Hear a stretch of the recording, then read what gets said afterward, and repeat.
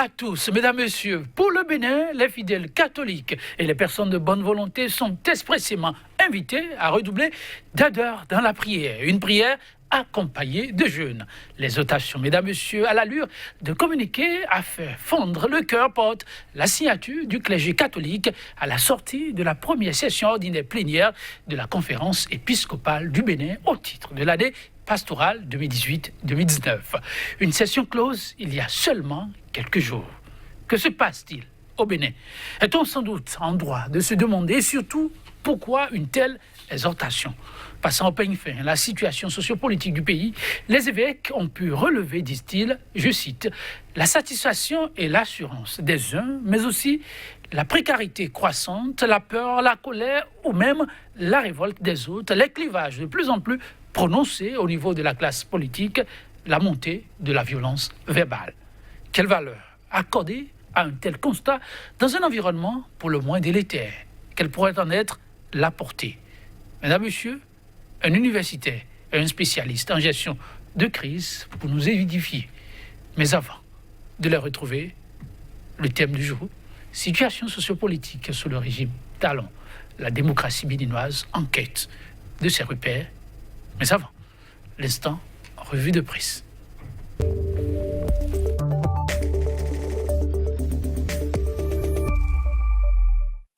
À la manette pour nous présenter ce qui fait l'essentiel de la une des journaux. Ce jour-ci, dernier round pour le compte de la revue de presse. Ce sera, non, pas celui à qui vous pensez, mais plutôt Johannes Towanou. Johannes Towanou, bonjour. Joël Yetonji, bonjour, amis téléspectateurs, bonjour. Un plaisir de vous retrouver sur cette rubrique. Plaisir partagé, Joël Yetonji. Alors, avec vous, nous allons faire le tour de la une des journaux ce matin. Qu'y a-t-il de croustillant pour nos téléspectateurs? Joël Yetonji, c'est une actualité béninoise extrêmement riche et variée à la une des canards qui nous sont parvenus à la rédaction aujourd'hui. Le premier que nous avons retenu, c'est bien évidemment le Nouvel Observateur qui affiche en manchette, malgré tous les schémas pour déstabiliser Sébastien Germain à Javon, les militants de l'USL toujours plus sereins. Politique, mobilisation d'un groupe d'opposants à Abidjan. Et puis, pour finir, manœuvre de déstabilisation politique des ténors de l'opposition, la coalition de Yefa, la hantise du pouvoir en place. Matin libre, législative 2019, sondage Matin libre, la troisième circonscription favorable à l'opposition. Financement des infrastructures en Afrique, Yaïboni expose les possibilités qui s'offrent au gouvernement.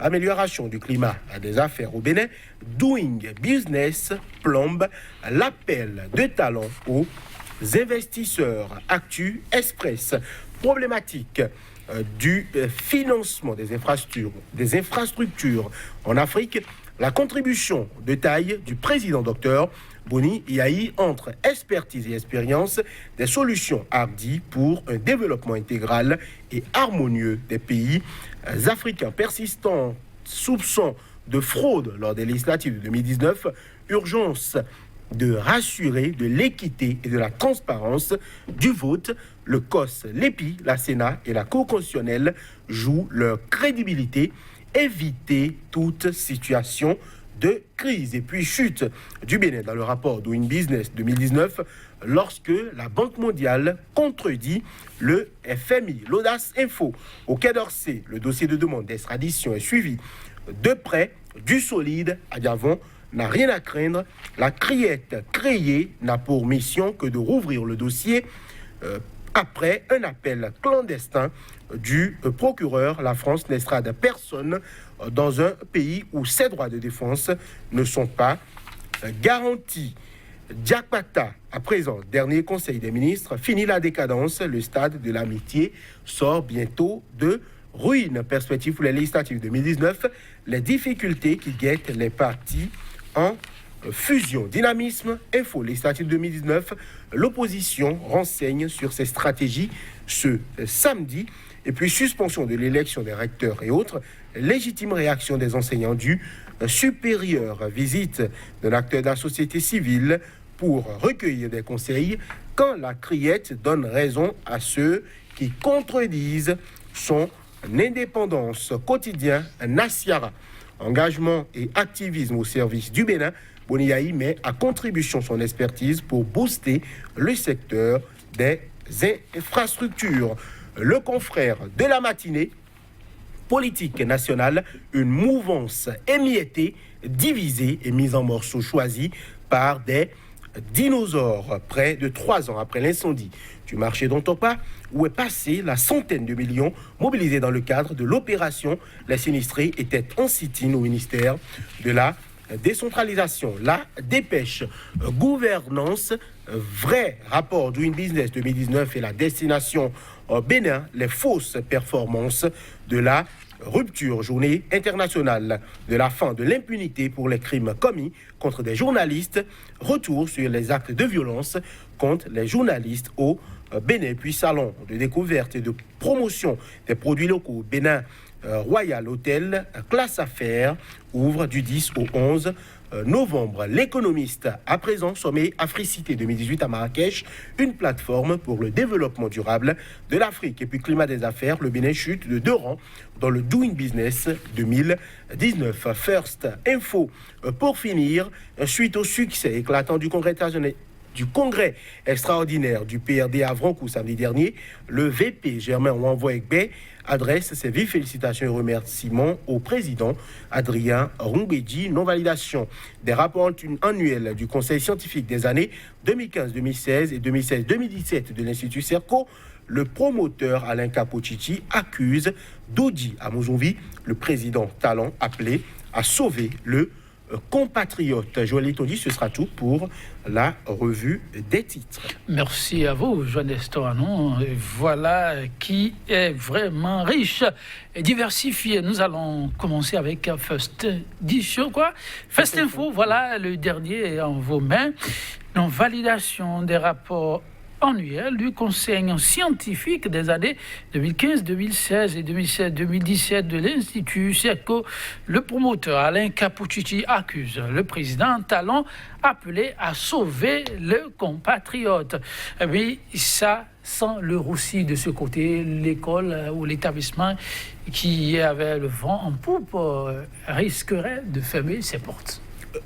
Joël Yetondi, ce n'est pas vraiment surprenant. Je pense que ce n'est pas surprenant parce que, vu déjà le nombre de réformes que le régime dit de la rupture a entamé depuis son arrivée au pouvoir, on savait que le régime avait pour habitude de faire des réformes et de foncer, et pourquoi pas de constater les couacs et les griefs faits à ces réformes-là, après, quitte à faire du rétro-pédalage. Les exemples sont nombreux, je ne vais pas m'appesantir là-dessus. Donc, c'était prévu qu'il y ait des casses dans ce domaine. Alain Capochichi, c'est la personne qui dirige en quelque sorte l'association des écoles privées d'enseignement supérieur au Bénin. Donc, il fait quelque peu office de challenger ou de contradicteur du régime au nom de ses pairs. Donc, c'était probablement prévu qu'il pourrait prendre des coups. Ce qu'on lui reproche concrètement, ou ce qu'on lui reprocherait concrètement, puisqu'il a fait une communication sur les réseaux sociaux pour appeler à la magnanimité du chef de l'État pour que sa situation puisse être revue, c'est qu'il y aurait eu défaut de signature d'origine, puisqu'il a expliqué qu'il était en Chine lorsque les dossiers ont été envoyés. Il a même précisé que personne ne lui a fourni les informations pour remplir le formulaire. C'est-à-dire qu'en quelque sorte, c'est-à-dire qu'en quelque sorte, les autorités au niveau de l'enseignement supérieur ne reconnaissent même pas ou ne reconnaissent pas Serco comme une école supérieure pouvant apporter des preuves ou des justificatifs pour rentrer dans ce train-là ou dans ces réformes-là. Visiblement, lui-même a pris sur lui de remplir les formulaires et donc d'aller au niveau de l'autorité. Il a eu une réponse non concluante pour défaut de signature. Je ne suis pas administrateur du travail, je ne sais pas forcément si pour une signature scannée, on peut rejeter un dossier de ce niveau-là sans aller au fond du dossier, mais ce que je sais, c'est que Alain Capochichi, pour le peu que j'en sais, c'est quelqu'un qui est entré en entreprise avant ses 20 ans. C'est quelqu'un qui a fait le Bénin, qui a permis à des jeunes Béninois qui n'avaient pas les moyens d'aller à l'école, qui n'avaient pas les moyens d'aller dans les universités très chères à l'époque, d'avoir accès à une éducation de qualité. Aujourd'hui, Serco est présent un peu partout. En Afrique francophone, Serco est craint et respecté en Côte d'Ivoire. Serco participe à de grands concours de robotique, présente des étudiants qui vont à ces concours-là et qui sont primés. Serco a des étudiants qui créent des choses, qui innovent, qui inventent. Est-ce qu'on se doit de frapper celui-là à cette hauteur-là, lui faire fermer son école? Pour quel intérêt? Je ne sais pas. J'espère, comme l'a dit Alain Kakotiti, que le chef de l'État, dans sa grande sagesse de père de la nation, reviendra sur ce cas-là.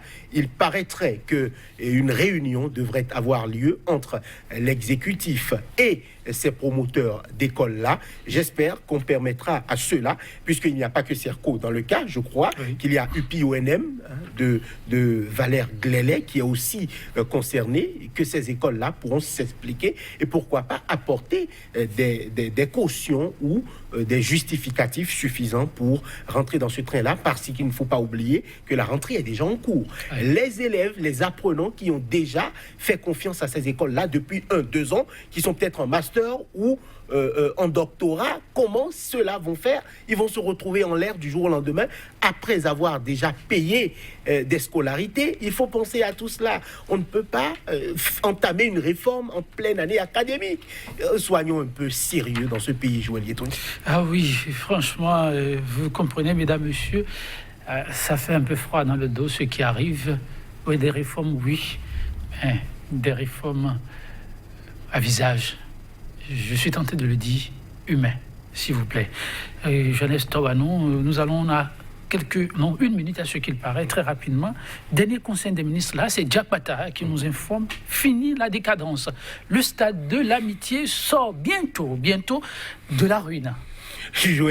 Ça fait rire, Joël Yetodi, parce que ça va faire bientôt 1 an qu'on nous avait dit qu'il y a une mission d'inspection chinoise qui devait venir sur le stade de l'Amitié, et c'est ce qui a fait que le stade avait été interdit d'accès pour un homme politique d'envergure qui avait envie de faire la rentrée politique de son parti.